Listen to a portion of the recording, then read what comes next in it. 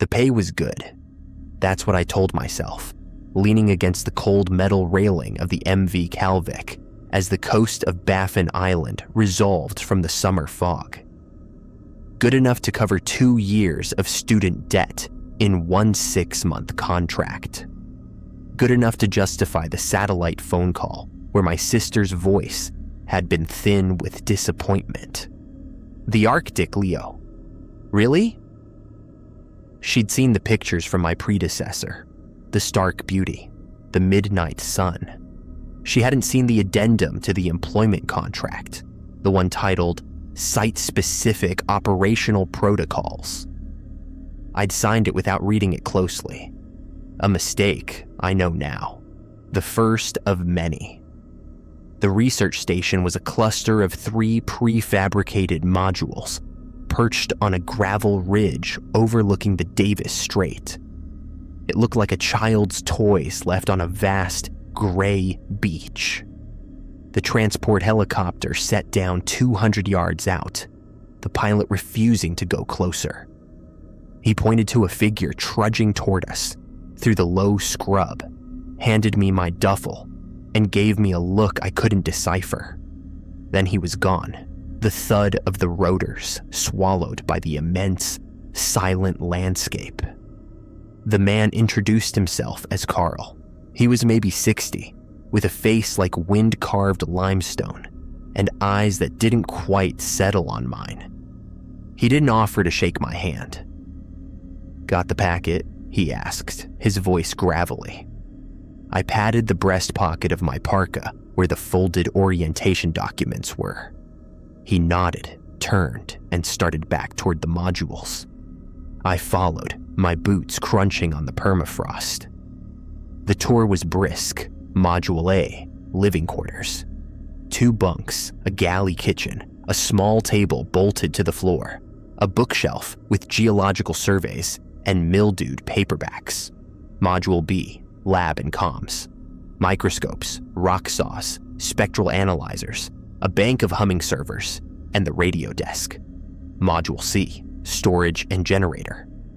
The generator was a massive diesel-fed beast.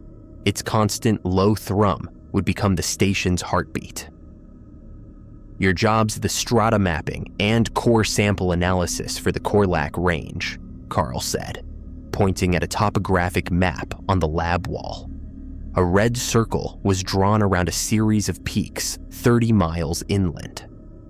"Secondary is maintaining the seismic and atmospheric telemetry feeds. They run automatic. Your main job is to be here." He fixed me with a stare.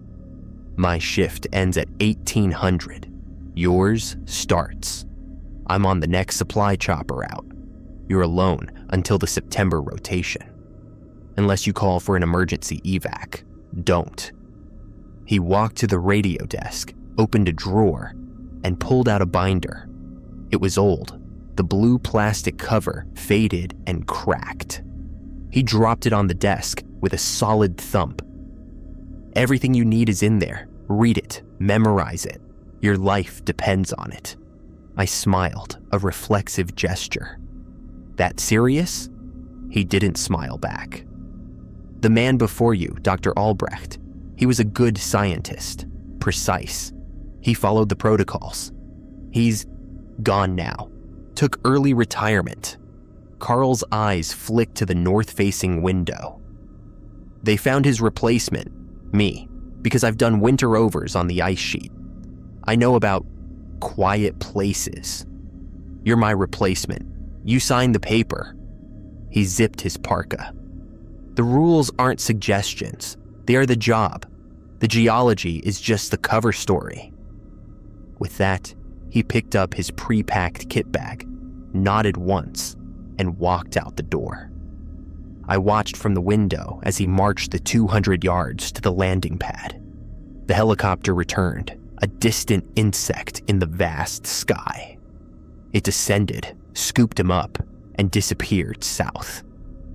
The silence that followed was absolute and heavier than I expected. I was alone. The first thing I did was brew coffee on the tiny galley stove. The second was to open the blue binder. The first page was a handwritten list, the ink precise and unwavering. It was titled Primary Operational Protocols, Kiglat Station. 1. The generator must be checked at 2100 exactly. The fuel level must be logged. If the gauge reads above 98% or below 22% at this check, do not adjust it. Acknowledge the reading out loud, then proceed to Rule 2. 2. At 2105, regardless of weather, you will go to the north-facing window in Module A. You will look at the third ridge of the Korlak Range for precisely 1 minute. Count the seconds. If you observe movement, any movement, rockfall, animal, shadow, you will say, schedule variance noted, into the tape recorder kept on the sill. If you observe no movement, you will say, schedule maintained. You will then close and lock the interior storm shutter over that window. It is not to be reopened until 0900. 3. The radio is to be monitored on channel 6 at all times, volume at level 4. If a voice transmission is received, you will respond only after verifying the call sign. The correct call sign is Kiglat Base. Any other call sign, including Kiglat Station, Arctic Geo 7, or your own name, is incorrect. Do not respond. If the correct call sign is given, you may proceed with standard radio protocol. 4. Between the hours of 2300 and 0400, you are not to look at the seismic readout screen. The data is logged automatically. A visual check during this window is prohibited. 5. If you hear footsteps on the gravel perimeter, a distinct crunching sound, approximately 15 steps per circuit, you are to go to the generator module and turn the auxiliary air intake fan to the on position. The sound will cease within 3 to 5 minutes. Do not watch the perimeter through the windows during this procedure. 6. Personal mirrors are not permitted in the living quarters. The small mirror above the galley sink is to be covered with the provided cloth between sunset and sunrise. 7. A full inventory of food stores, fuel canisters, and medical supplies is to be conducted every Sunday. The E. Count must be exact. If any item is duplicated, e.g., an extra can of beans, a second identical roll of bandages, place the duplicate in the red metal lockbox outside Module C. Do not bring it inside. If any item is missing, note it in the logbook. Do not search for it. 8. You may receive a radio call from Carl, requesting a status update or reporting a supply delay. Before responding, you must ask, what was the color of the helicopter? The correct answer is red. Any other answer, or a hesitation longer than 3 seconds, means you are not speaking to Carl. Terminate the transmission immediately and turn the radio volume to level 2 for 30 minutes. 9. The water from the local melt stream is safe. The water that sometimes collects in the secondary sample trench, 50 yards northwest of Module C, is not. Do not drink it, touch it, or sample it. If you find it has collected, note the time and date in the log. 10. At 0215, you will experience a strong urge to check the door seals. You will ignore this urge. The doors are secure. 11. If the northern lights, aurora borealis, appear and manifest a distinct green hue without any red or violet bands, you are to turn off all non-essential lights in Modules A and B for exactly 20 minutes. The generator and server lights may remain on. 12. Your shadow, when cast by the interior lights after dark, should always fall toward the east wall of any module. If you observe it falling toward any other wall, extinguish the light source immediately and proceed to the next module using your headlamp. Do not look at the shadow directly. 13. Never, under any circumstances, go to the sample trench after 2000. If you see a light emanating from that area, do not investigate. Turn on the exterior floodlights switch panel in Module B for 10 minutes. 14. You are the only person assigned to Kiglat Station. If you see another human figure outside the modules, you are mistaken. Acknowledge the mistake by stating your full name and employee number aloud. Then engage the door deadbolts and do not answer any knocking that follows. I read the list 3 times. My initial reaction was a cocktail of disbelief and dark amusement. It read like a paranoid fantasy, a stress dream transcribed by a bureaucrat. Your shadow should always fall toward the east wall. What did that even mean? I chalked it up to the effects of isolation, a kind of institutional folklore passed down to hapless newcomers, a prank, an elaborate hazing ritual. Still, the weight of Carl's departure, the profound emptiness outside, made the rules feel less silly and more like a totem, a way to impose order on the void. I decided pragmatically to follow them, not out of belief, but out of routine. A discipline. It couldn't hurt. My first night was quiet. I performed the 2100 generator check. The gauge read 76%, normal. I said 76% to the empty room, feeling foolish. At 5 past, I stood at the north window. The third ridge was a jagged silhouette against the perpetual twilight of the Arctic summer night. I counted 60 seconds. Nothing moved but the slow creep of shadows as the sun skirted the horizon. Schedule maintained, I said to the tape recorder, my voice flat. I closed and locked the heavy storm shutter. The click of the bolt was satisfyingly final. I monitored channel 6. Static, beautiful, empty static. I covered the galley mirror with the odd piece of black felt I found in the drawer. I went to bed early, the strange rules looping in my head like a mantra. The second night, the footsteps began. It was just past midnight. I was in the lab, labeling core samples. The crunch of gravel was unmistakable. A slow, deliberate pace. Crunch, pause, crunch, pause. It was circling the modules. My heart hammered against my ribs. A bear, an intruder. Both thoughts were ludicrous and terrifying in equal measure. Rule 5 surfaced in my mind. If you hear footsteps on the gravel perimeter, go to the generator module and turn the auxiliary air intake fan to the on position. I moved quickly, my own footsteps loud in the silent module. The generator room was warm and throbbing with noise. I found the switch for the auxiliary fan, a large, unmarked toggle. I flipped it. A high whine joined the generator's drone. I stood there, counting in my head. 180. 200. At around 240 seconds, the crunching footsteps outside stopped, abruptly. Not fading away, but ceasing mid-stride. The relief was physical. A coincidence, surely. The fan's frequency had disturbed an animal, maybe.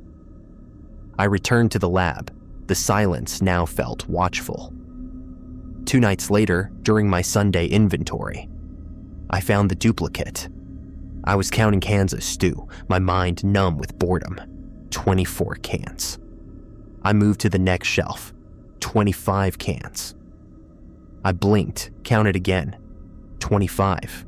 1 extra can of beef stew, identical in every way to the others.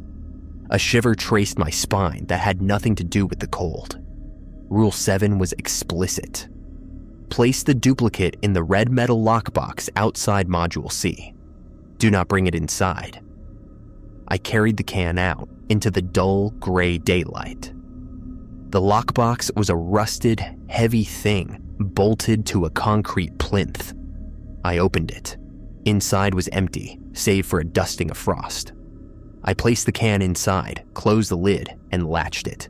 The clang was obscenely loud, I hurried back inside, the rule binder's words echoing. Do not search for it.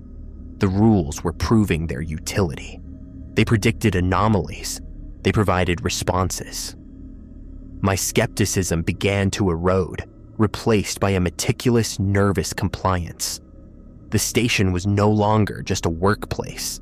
It was a system I had to maintain, a fragile equilibrium. The first major test came on my 10th night. The aurora appeared. It was a clear night, the sky a deep velvet. I was performing my 2100 ritual when a shimmering curtain of light unfurled across the northern sky. It was breathtaking, waves of emerald green, so vivid they seemed to hum. Then I remembered Rule 11. Let bright manifest a distinct green hue without any red or violet bands. I stared. The green was pure, profound, almost chemical. No red, no violet. Just that endless, depthless green. My hand went to the light switch panel in Module B. I killed the overhead lights, the task lamps, everything but the faint glow of the server LEDs and the exit sign over the door. The module plunged into a murky gloom, illuminated only by that eerie, shifting green from outside.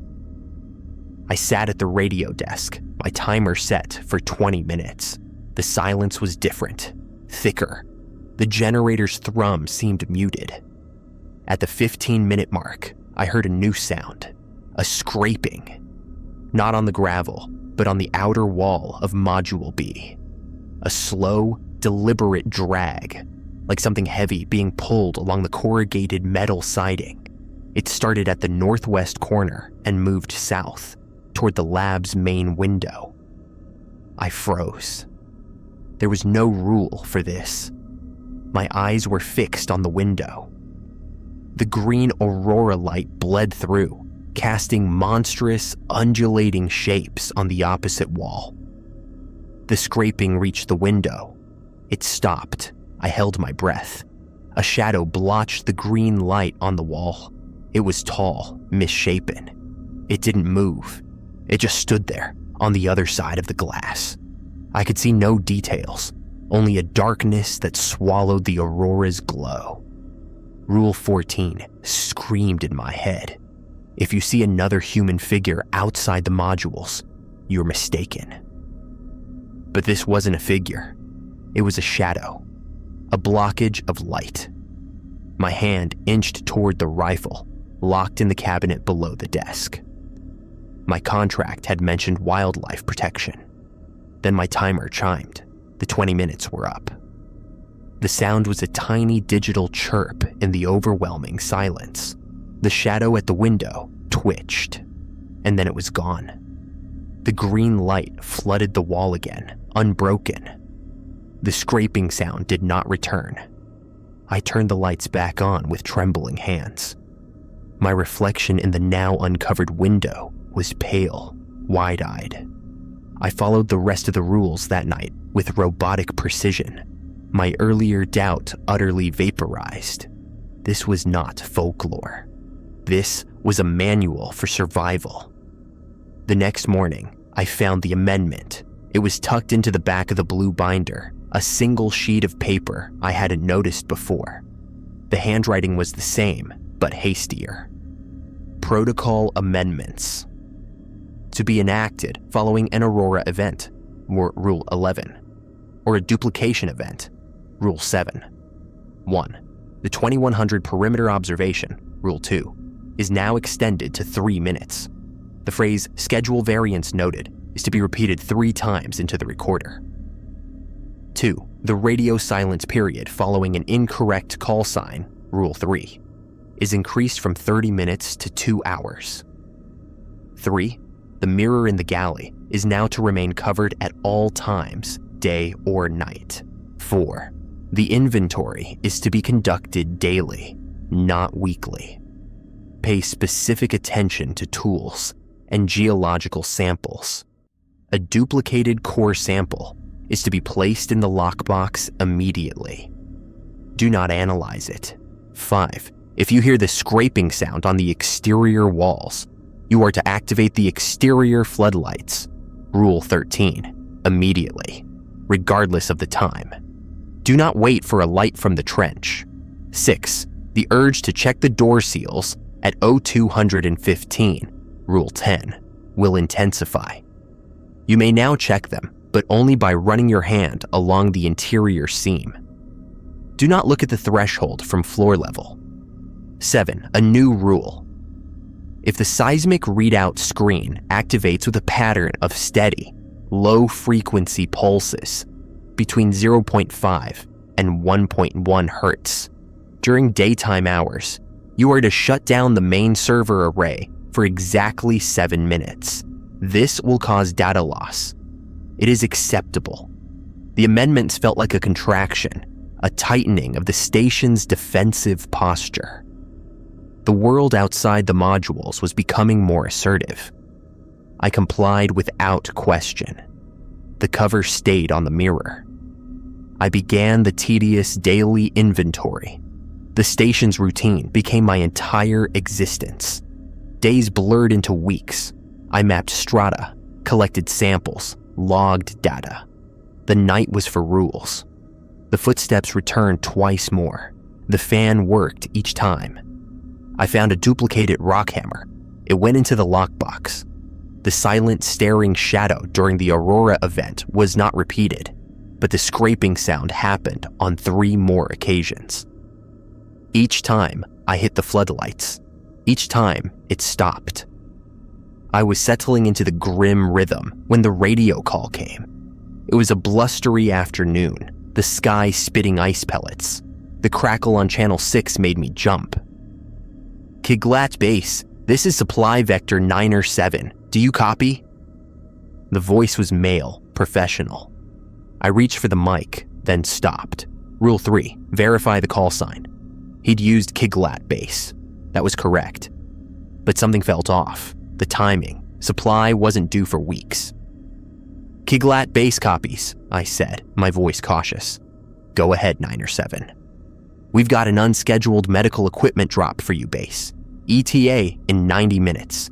Please confirm landing zone is clear. Medical drop. My stomach tightened. Rule 8.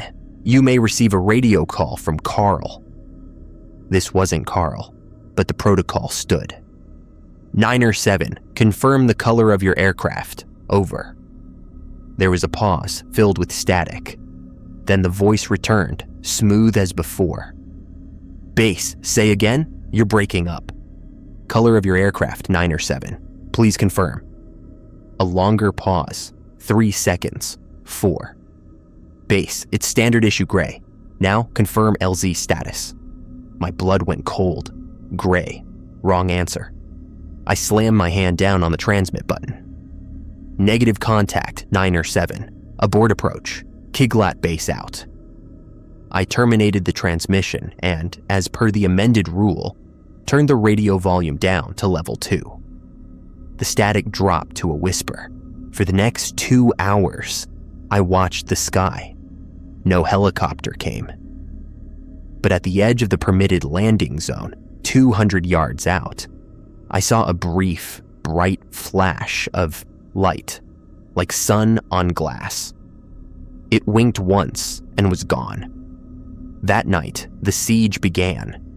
It started with the lights. The main bulb in Module A's living space exploded at 2040, just as I was finishing my notes. Not a burnout, a violent pop showering the floor with glass. The emergency light flickered on. Rule 13 surfaced in my mind. If you see a light emanating from that area. But the light wasn't from the trench. It was here, inside. Then the radio on Channel 6, still at volume 2, emitted a sound. It was a wet, rhythmic crackling, like someone chewing on gravel close to the microphone. It lasted for 10 seconds, stopped. Then a voice, a perfect mimic of Carl's gravelly tone, whispered through the speaker. Leo, it's Carl. The chopper went down. I'm outside. I'm hurt. Open the door.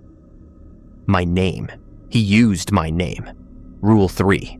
Any other call sign, including your own name, is incorrect. This was a direct, personalized assault. I clenched my jaw, my hands, fists on the desk. "Leo, for God's sake, my leg is broken. I can see you in the window. Let me in." I didn't move. I couldn't. The rules were a cage, but they were my cage. I looked at the north window, its storm shutter securely locked. I could see nothing. Then the knocking started, not on the door to Module A, but on the exterior wall of Module B, right behind the radio desk. 3 heavy, resonant thumps. It was the sound you'd make with a fist if your fist were the size of a dinner plate. I lunged for the floodlight panel and activated every exterior bank. The stark white light flooded the gravel, turning night into a sharp-edged monochrome. There was nothing there, no Carl, no figure, nothing. But the knocking ceased. I was breathing hard. This was escalating beyond the standard rules. I needed the emergency protocols. I flipped frantically through the blue binder. Behind the amendment sheet, on a piece of yellowed cardstock, I found them. Emergency protocols.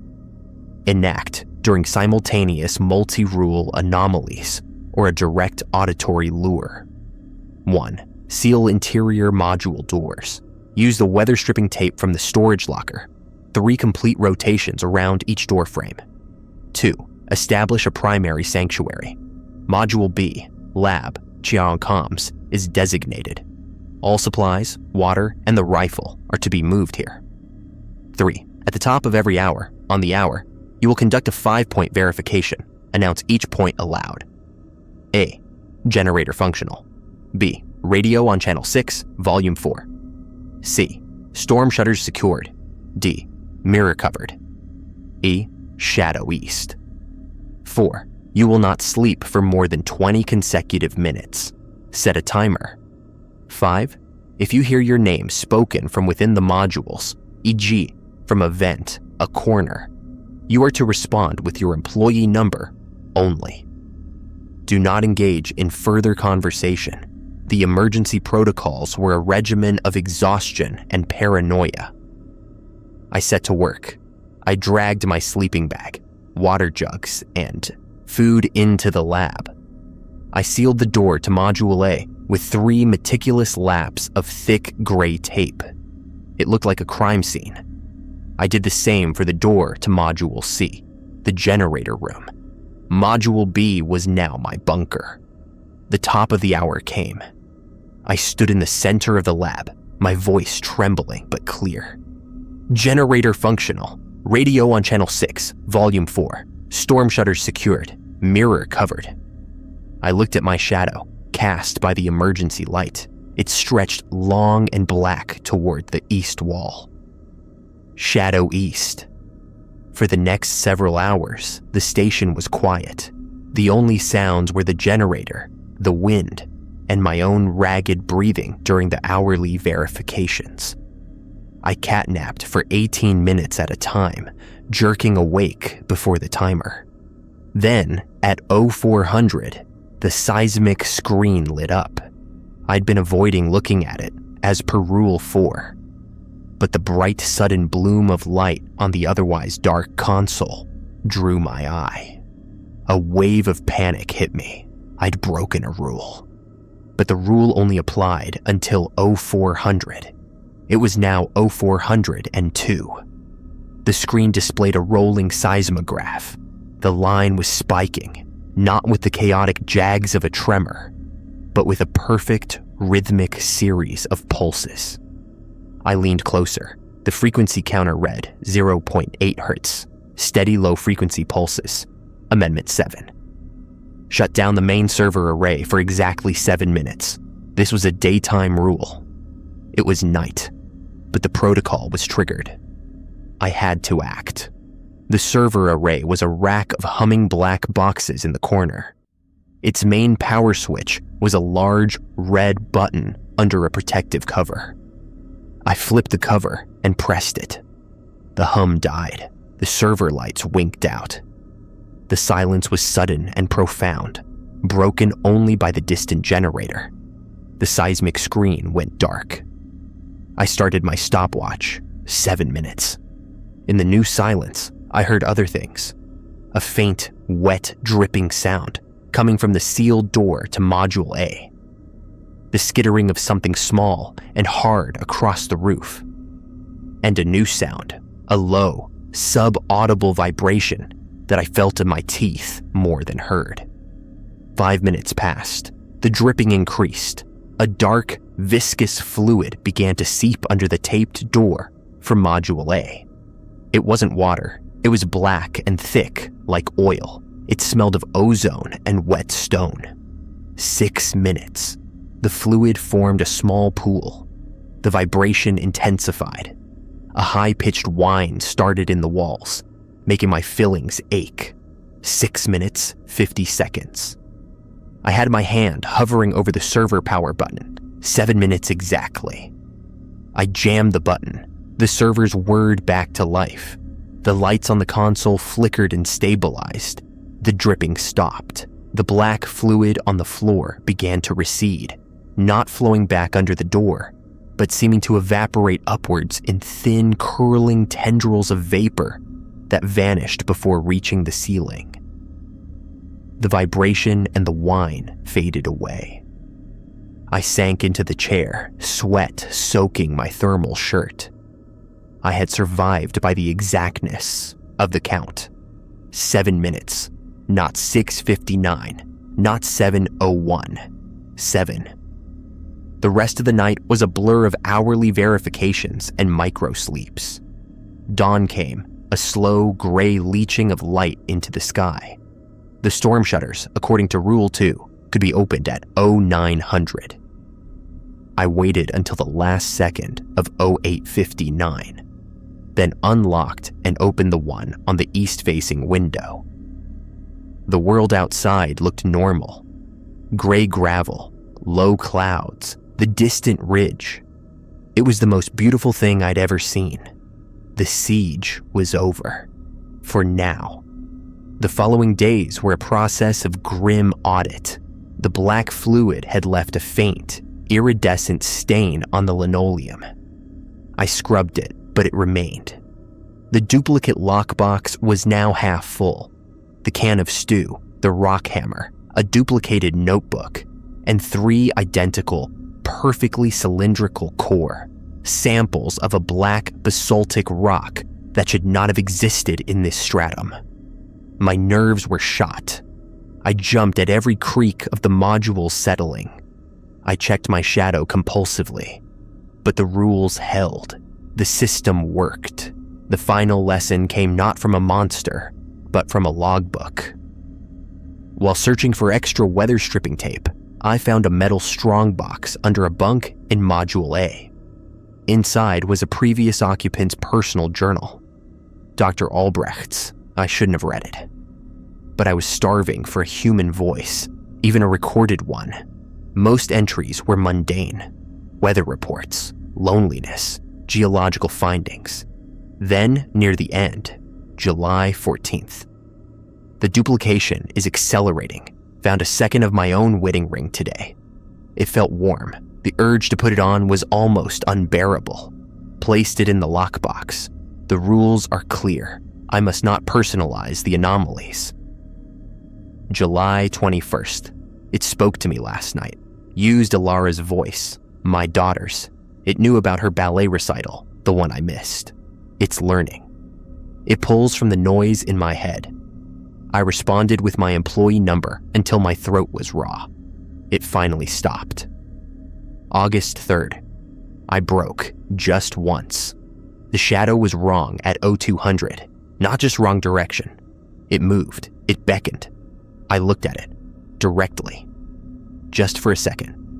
August 4th. The price. My left eye.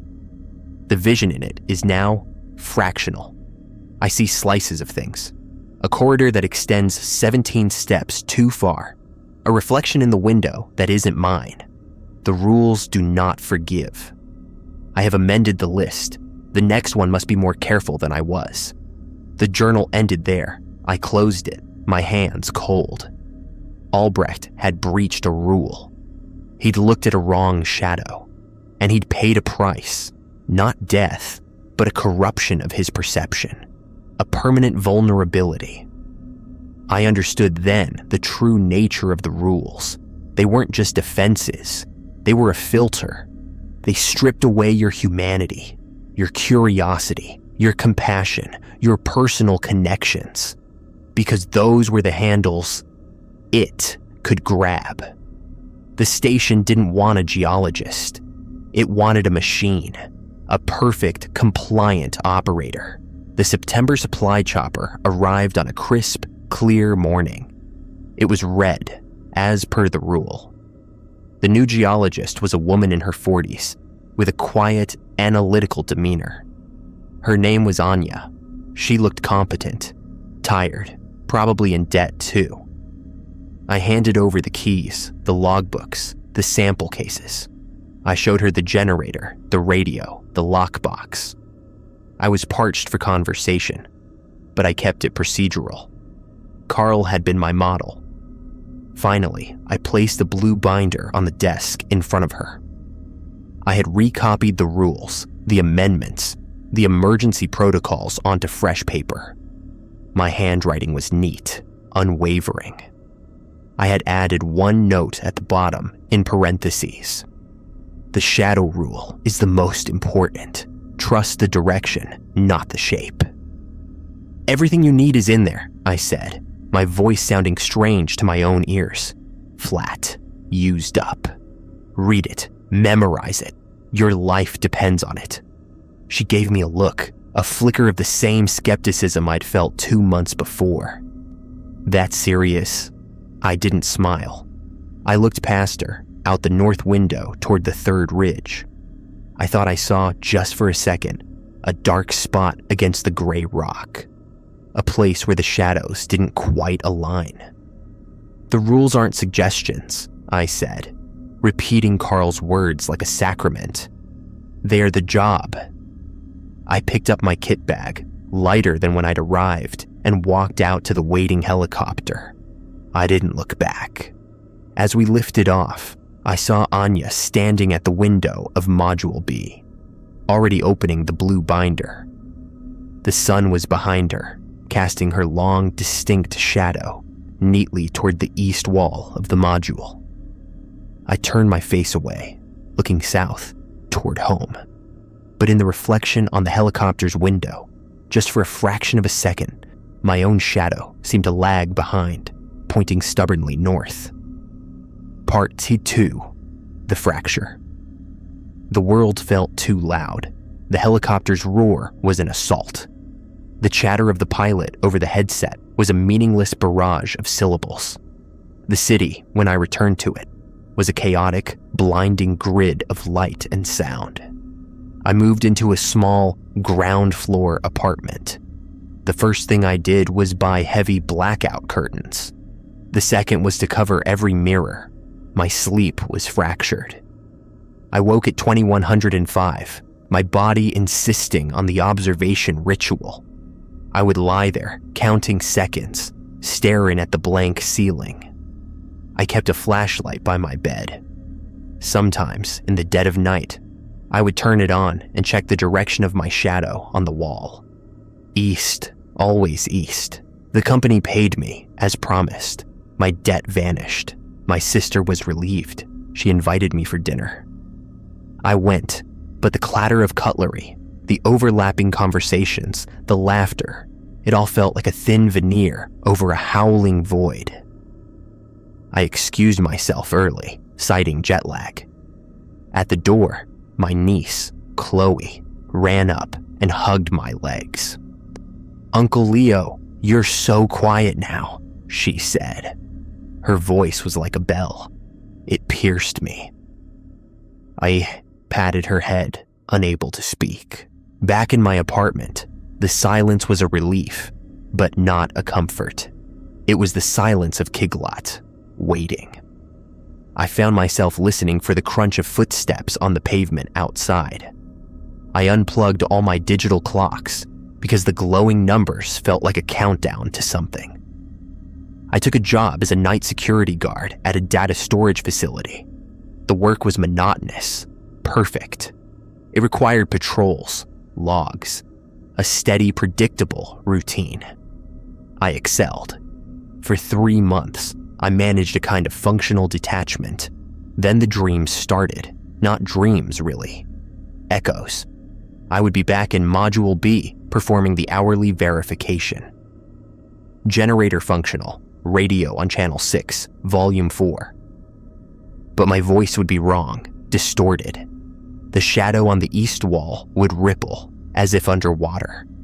And a voice, not from the radio, but from the corner of the room where the seismic server hummed, would whisper my employee number. Not my name, my number. As if it were checking on me. I would wake with my heart hammering, my hand already reaching for a flashlight that wasn't there, to check a shadow that didn't exist in my bedroom. The real fracture came on a Tuesday. I was at the grocery store in the canned goods aisle. I needed beans. I reached for a can of generic brand navy beans. My hand closed around it. I moved to put it in my cart. My gaze drifted to the shelf. There were 24 cans. I froze. My breath hitched. I counted again, my lips moving silently. 24. I looked at the can in my hand. I looked back at the shelf. My vision seemed to blur, then sharpen. The cans were identical. The labels, the slight dents, the alignment. I took a step back, my cart squeaking. Placed the duplicate in the red metal lockbox. There was no lockbox here, just fluorescent lights and Muzak. I put the can back on the shelf, my hand trembling. I left the cart where it was and walked out of the store, into the cold rain. I stood under the awning, breathing hard. It was a coincidence, a stalking error. My mind was playing tricks, finding patterns in noise, that's all. But I knew. The rules weren't for the station. The station was just a focal point, a thin place. The rules were for it. And it was not geographically bound.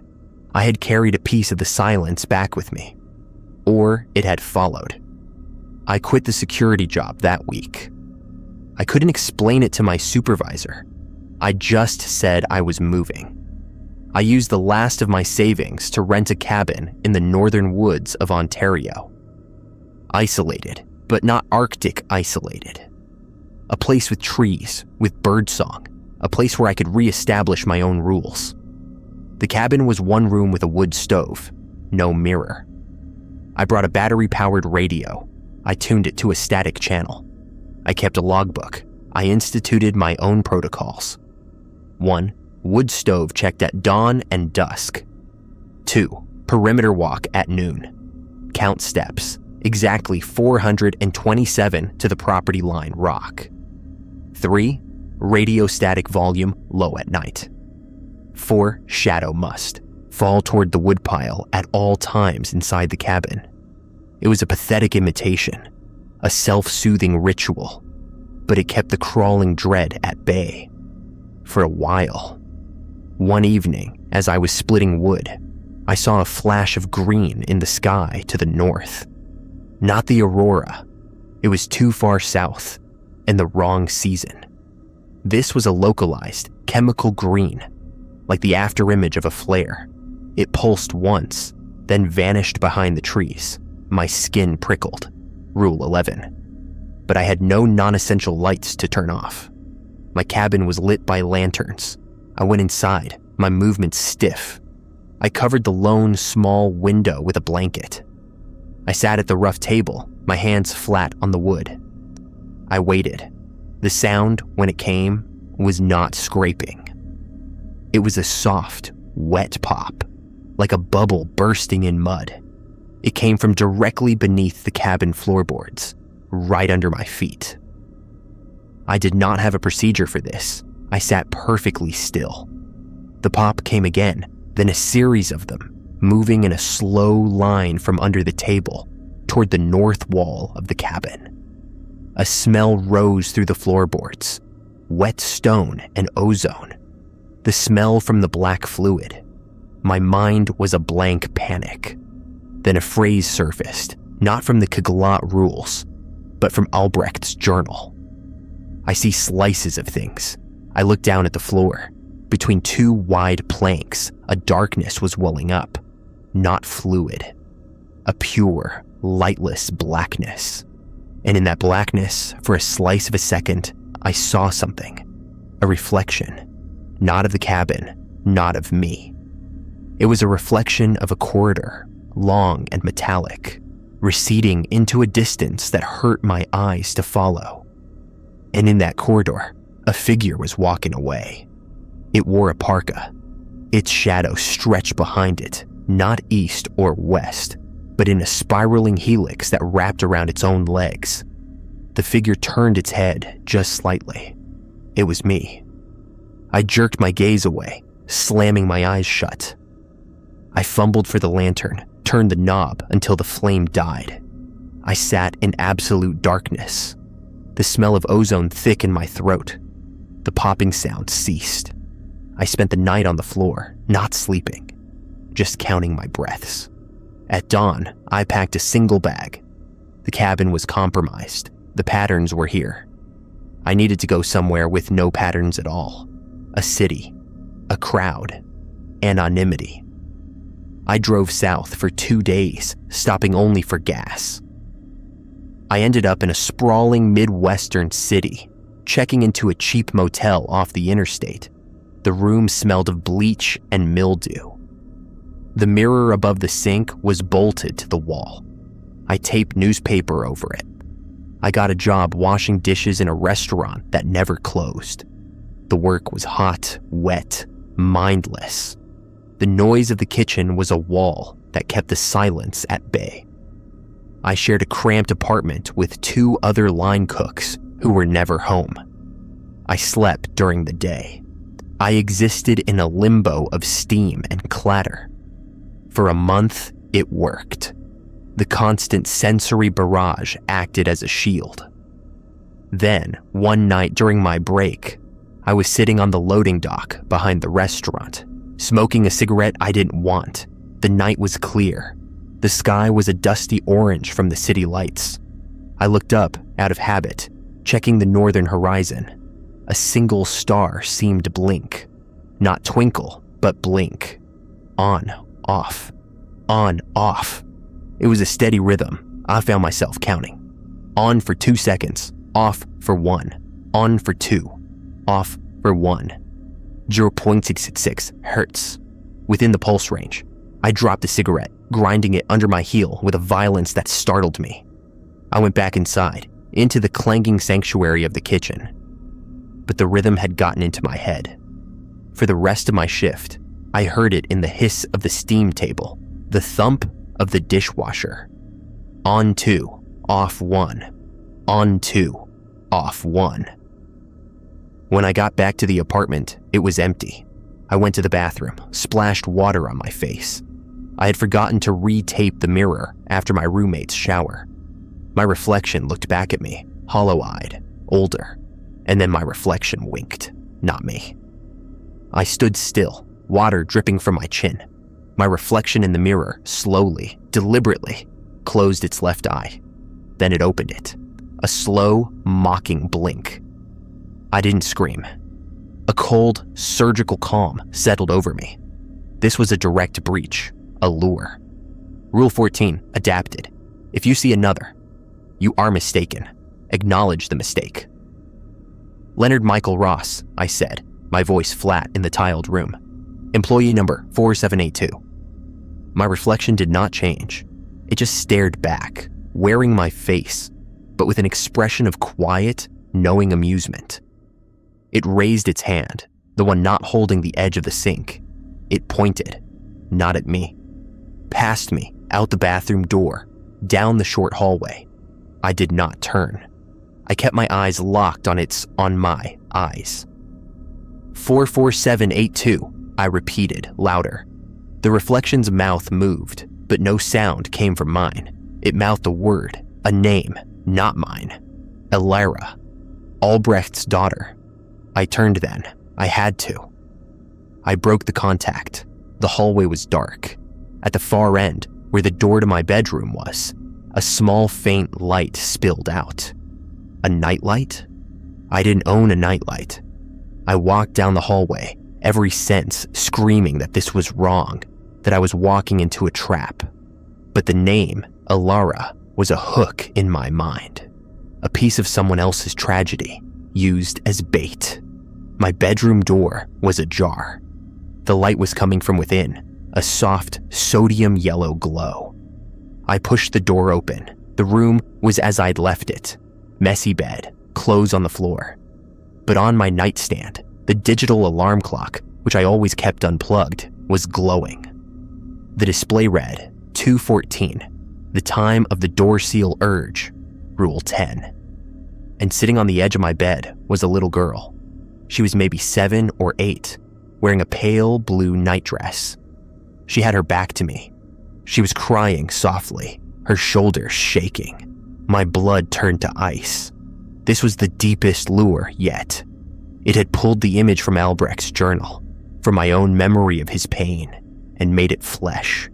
It was using compassion, the most human of instincts, against me.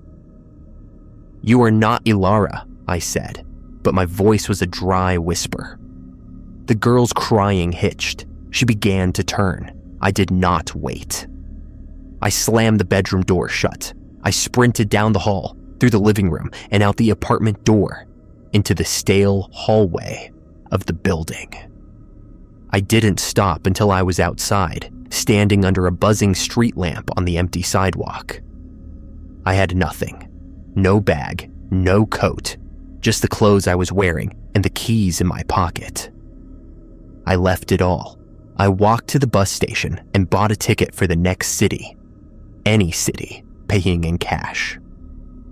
I boarded the bus as the sun was rising, my body trembling with a fatigue deeper than any I'd known on Kiglat. As the bus pulled out of the depot, I looked back at the receding skyline. I knew then that running was useless. It was not attached to a place. It was attached to attention, to the part of my mind that recognized the patterns, that remembered the rules. I had been infected by the knowledge. The only way to be free was to forget, and that was impossible. Or was it? An idea, desperate and dark, began to form in the back of my mind. It wasn't a solution. It was a surrender, a final protocol. Part 3, the Foundry. I got off the bus in a decaying industrial city on the Great Lakes. The air smelled of rust and old water. I found what I was looking for in the yellow pages of a payphone booth. McCready Foundry and Machine, Specialty Fabrication. I walked there. It was a large, soot-blackened brick building with high, grimy windows. The foreman, a man with thick forearms and a permanent squint, listened to my story with skepticism. I didn't tell him the truth. I gave him a cover story about experimental art, about sensory deprivation, about a performance piece on the nature of memory. I showed him the last of my money, a thick roll of bills from my final paycheck. "You're crazy," he said, not unkindly. "Probably," I agreed. "But I'm paying. Can you do it?" He looked at the detailed, precise drawings I had made on a diner napkin. He shrugged. "Steel's steel. We can weld it. But you gotta sign a waiver. We're not responsible if you change your mind." "I won't," I said. It took them 3 days. I slept in a flophouse nearby, my sleep haunted by the soft sodium glow of a digital clock. On the 4th morning, it was ready. They had built it to my exact specifications. A steel cube, 7 feet on each interior side. Walls, floor, and ceiling made of half-inch plate steel, welded seamless from the outside. One wall had a feature, a small heavy door, 18 inches square, with 12 rotating locking bolts operated from the exterior. Next to it, a filtered air intake valve, also operable from outside, and a food-water pass-through. a small drawer that could be sealed from both sides. The interior was bare metal, painted a flat, non-reflective black. In the center of the floor, welded in place, was a steel chair. On the wall opposite the door, at eye level when seated, was a single, small, thick glass porthole. It was frosted on the inside, clear on the outside. A one-way view. I had them deliver it to a rented storage unit on the edge of town, a concrete bunker with a roll-up door. I paid a year in advance. My final preparations were meticulous. I bought cases of bottled water and nutrient paste, a bucket with a sealed lid for waste, a battery-powered clock that showed only the hour and minute, no seconds, a stack of blank notebooks and boxes of pencils, and a small, simple audio recorder. The day I entered the cube was overcast. I loaded the supplies in first. I set the clock to 12 o'clock. I placed the recorder on a small shelf welded next to the chair. I stood in the storage unit, looking at the gray steel box. It looked like a giant safe or a tomb. I took one last look at the world. The gray sky, the chain link fence, a distant tree. It held no beauty for me anymore, only a million potential triggers. I climbed inside the cube. The space was immediately oppressive, the air still and cold. I sat in the chair. It was uncomfortable, unyielding, perfect. I reached out and pulled the heavy small door closed from the inside. It sealed with a solid thunk. Darkness, absolute, but for the faint gray light from the porthole. I engaged the 12 interior locking bolts. The sounds were loud, final. Clank, clank, clank. I was sealed in. From the outside, I had instructed the foreman's assistant, a silent young man I'd paid extra, to engage the exterior bolts. I heard them grind into place. Then the sound of the air valve being opened, a faint hiss. The pass-through drawer clanged shut and was locked. Then silence. Not the silence of the Arctic. This was a deeper silence, a nullity. The only sound was my own breathing, the slow thud of my heart in my ears. I could see nothing but the faint, diffuse glow of the porthole. I could smell nothing but cold steel and my own sweat. I could feel the rigid confines of the chair, the smooth floor under my boots. This was my solution, my final rule. I had removed all variables, all inputs, no shadows to misdirect, no mirrors to reflect, no radios to whisper, no duplicates to appear, no windows to look through, no doors to seal, no perimeter to patrol. I had reduced my world to a known, controlled volume, a perfect, sterile cell. The first 24 hours were agony. My mind, deprived of external stimulus, turned inward with a vengeance. It replayed every anomaly, every breach, every moment of terror from Kiglat and after. The scraping, the shadow, the popping under the floor, the girl on the bed. It was a cacophony in the dark, but I had a procedure, my own protocol for this new, self-imposed station. 1. At each mealtime, marked by the clock, consume 1 packet of paste and 1 bottle of water. 2. Once daily, use the waste bucket. 3. Every 6 hours, on the hour, speak a status report into the recorder. Cycle stable, no anomalies. 4. If you experience an auditory hallucination, do not acknowledge it. Begin counting prime numbers. 5. If you experience a visual hallucination, anything in the blackness, close your eyes and recite the rules from Kiglat in order from memory. The discipline was the only thing that kept me sane. The rigid timetable, the rote actions, gave my crumbling mind a skeleton to cling to. I spoke into the recorder, my voice becoming a dry rasp in the still air. Cycle stable, no anomalies. Over and over, days blurred. The clock was my only metric. I lost track of whether it was day or night outside. It didn't matter. There was only the cube. Then, after what the clock told me was 11 days, the first anomaly occurred within the cube. I was reciting the Kiglat rules in my head, a nightly meditation. I had reached Rule 12. Your shadow, when cast by the interior lights after dark, should always fall toward the east wall. There were no lights, no east wall. But as I thought the word shadow, I felt a change in the air pressure. A subtle shift, like the cube had been submerged a foot deeper in water. My ears popped, and then I saw it, on the black wall in front of me, to the left of the porthole. A faint, grayish smudge. It had no source, it just was. As I watched, heart freezing, it elongated. It stretched into a crude humanoid shape, a shadow. But there was nothing to cast it. It did not fall toward any wall. It hung in the center of the wall, motionless. A visual hallucination. Rule 5 of the Cube Protocol. Close eyes, recite rules.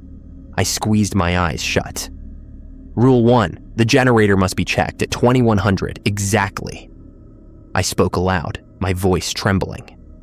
I went through all 14 primary rules, the 7 amendments, the 5 emergency protocols. I spoke for over 20 minutes. When I opened my eyes, the smudge was gone. The wall was uniformly black. I let out a shuddering breath. It had worked. The Cube Protocol had contained it. The anomaly had no vector, no way in, so it had tried to generate one from my own memory. And I had countered it with the rote memory of the rules. I had used the infection against itself. It was a victory, but a hollow, terrifying one. It proved the cube was not a perfect shield. It could still reach me through the only crack left, my own mind. The next anomaly was auditory. I was in the half-sleep I'd learned to achieve, a state of dull suspension, when a voice spoke. It came not from the walls, but from the center of my own skull. Leo. It was my sister's voice, thick with tears. Leo, please, Chloe is sick. She's asking for you. You have to come out. The pain was immediate and physical, a lance through my chest. It knew. It knew my deepest vulnerability, not fear for myself, but for them. The guilt I carried for abandoning them, for becoming this shut-in specter. I curled in the chair, my arms over my head. Do not acknowledge it. Begin counting prime numbers. 2, 3, 5, 7, 11, 13. I whispered through gritted teeth. She has. Your eyes, Leo. The voice wept inside my mind. She's so scared. 17, 19, 23, 29. The voice faded, replaced by the sound of a child's cough, ragged and painful. It was a sound I knew. Chloe had had croup once, as a toddler. I'd held her all night. 31, 37, 41. The coughing dissolved into static, then silence. I was left shaking, cold sweat beating on my skin. I had held. I had not answered. I had not screamed that I was coming. The Cube Protocol held. But the cost was immense. Each victory eroded me. I was a sculpture being worn away by a relentless, invisible tide. I existed in a state of perpetual, low-grade terror, punctuated by these psychic assaults. My reports to the recorder became shorter, more robotic. Cycle stable, no anomalies. A lie, but a necessary one. Speaking the truth would give it power. Time lost all meaning. The clock became an abstract counter, a thing I obeyed but no longer understood. I ate, I drank, I performed my functions, I recited rules and prime numbers. I was a machine running a fading program. Then, on a day the clock marked as the 47th, The cube itself changed. I was performing my 6-hour status report. Cycle stable, no ano. The steel floor under my feet vibrated, a single deep thrum, like a massive plucked string. The vibration traveled up through the chair, into my bones. The air in the cube seemed to thicken, to acquire a taste, copper and static. I fell silent, mid-word. On the porthole, the faint gray light from the storage unit outside twisted. It didn't dim or brighten. It seemed to stretch, elongating into a thin, vertical line of brilliance. Then the line rotated, spinning slowly in the center of the glass. This was not a hallucination. This was the environment itself being altered. The cube was being tested. Rule 5 was useless. This was real.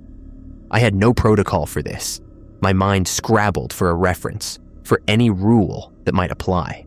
The seismic pulses, the server shutdown, Amendment 7. But I had no server. I had nothing to shut down. The rotating line of light began to pulse. On for 2 seconds, off for 1, on for 2. Off for 1, the rhythm from the city, the 0.66 hertz pulse. It was a signal, a calling card. And then, from the black wall opposite the porthole, the one that had been featureless, letters began to form. They didn't light up. They seemed to be etched out of the darkness itself, a deeper black against the black. They were crude, childlike block letters. Leo, come out. The words hung there, an invitation, a command. I stared. This was the culmination. It was no longer trying to trick me, or scare me, or lure me with sentiment. It was demonstrating its power. It could modify my reality, even here, in this steel womb. The cube was not a sanctuary. It was a challenge it had decided to meet. A profound exhaustion washed over me, deeper than any tiredness I'd ever known. It was the exhaustion of a war that could not be won, only prolonged indefinitely through increasingly brutal acts of self-mutilation. I had cut myself off from the world, from light, from human contact, and still it came. What was the next step? Remove my own eyes, lobotomize myself. The pulsing light on the porthole was steady, hypnotic. The words on the wall did not fade. They were a fact. And in that moment, a strange clarity descended. Albrecht's journal. The rules do not forgive. I have amended the list. The next one must be more careful than I was. I had been careful. I had been perfect. And it hadn't mattered, because the game was rigged. The rules were not a defense. They were the game itself. By following them with such obsessive precision, I had given the game its shape, its intensity. My resistance was what gave it form. There was only one way to stop playing. I looked at the words on the wall. Come out. I looked at the pulsing light, and I made a decision. Not a decision to surrender or to fight. A decision to change the fundamental rule. I slowly, stiffly stood up from the steel chair. My muscles protested, atrophied from weeks of confinement. I walked the 3 steps to the wall with the small door. I placed my hands on the cold steel. I leaned my forehead against it. Then I did the one thing the rules, my rules, the Kigalot rules, the cube rules, all forbade. I spoke to it, not a recitation, not a number, a statement. I see you, I said, my voice a dry croak in the metallic stillness. I acknowledge you. The pulsing light stopped. The line on the porthole froze, then vanished, returning to the faint, uniform gray. The etched words on the opposite wall remained. You win, I said. There was no emotion in it. It was a geological report, a statement of fact. The game is over. There is no one here to play with you anymore. I reached for the 12 interior locking bolts on the small door. One by one, With loud, echoing clanks, I disengaged them. The sound was a gunshot in the silence. The final bolt released. I put my hand on the door's interior handle. I took one last breath of the cube's stale, metallic air. And I pulled. The door did not open. It was still locked from the outside by the assistant's bolts. I was still sealed in. I stood there, my hand on the cold handle. A sound escaped me, something between a laugh and a sob. Even my capitulation was bound by procedure. I was trapped by my own design. I sank to the floor, my back against the steel wall. The words "come out" still hung on the wall opposite, now a mockery. I had reached the end of all my rules. There was no protocol for this. I sat in the dark for a long time, the clock ticking forward unseen. The cube was silent. The anomalies did not return. It was as if my acknowledgement had satisfied it, for now. Or perhaps it was waiting to see what I would do next. What could I do? The answer, when it came, was not from fear, but from a dull, pragmatic spark that still flickered in the ruins of my mind. Albrecht had left a journal. He had passed the binder to Carl, who had passed it to me. I had passed a cleaned copy to Anya. That was the only rule that mattered now. The baton pass, the warning. I could not leave the cube, but I could send a message. I crawled to the shelf, found a notebook and a pencil. In the near total darkness, by the faint glow of the porthole, I began to write. I wrote down everything, not just the Kagalat rules, but my experiences after, the duplication in the store, the reflections wink, the girl on the bed, the cube, the words on the wall. I wrote it all clearly, precisely, without embellishment. A clinical report of a containment failure. I filled page after page. When I was done, I had a record, a testament, but how to send it? The pass-through was sealed from the outside. I had no way to signal the assistant, who was only due to check the air valve in another month. I looked at the audio recorder. It had a small, removable memory card. I ejected the card. I wrapped my final written pages tightly around it. I used the last of my tape to secure the bundle. I had made a message in a bottle, but I had no ocean. Then I looked at the air intake valve. It was a simple brass fitting with a fine mesh filter. It was designed to allow air in, not objects out, but it was the only opening. I worked at the filter with my fingers. It was tightly screwed in place. I had no tools. I used the edge of my belt buckle, scraping and twisting for what felt like hours. My fingers bled. Finally, with a final desperate wrench, the filter housing popped loose, clattering to the floor. A slow whisper of fresher air touched my face. The opening was small, less than an inch in diameter. My bundle would not fit. I unraveled it. I took just the memory card. I folded a single blank page from the notebook around it, taped it into a tight, small cylinder. I fed it into the hole. It slipped through and fell. I heard a faint tap as it hit the concrete floor of the storage unit outside. It was done. A fragment. A seed of warning lying on the dirty concrete. Someone would find it eventually. When they came to clear out the storage unit after my non-payment, or when the assistant finally opened the cube and found my remains, they would find the card. They would listen. They would read the journals inside the cube. They would know. I screwed the filter back in place as best I could with my bleeding fingers. The airflow diminished.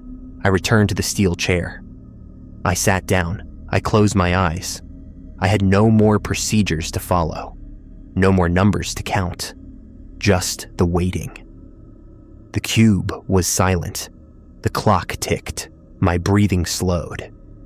In the darkness behind my eyelids, I saw the third ridge of the Korlak Range. The sun was setting, casting long, deep shadows across its face. One of the shadows, high up near the peak, did not move with the others. It stayed, a fixed patch of darkness in the shifting light. I looked at it. I didn't count seconds. I didn't speak into a tape recorder. I just looked.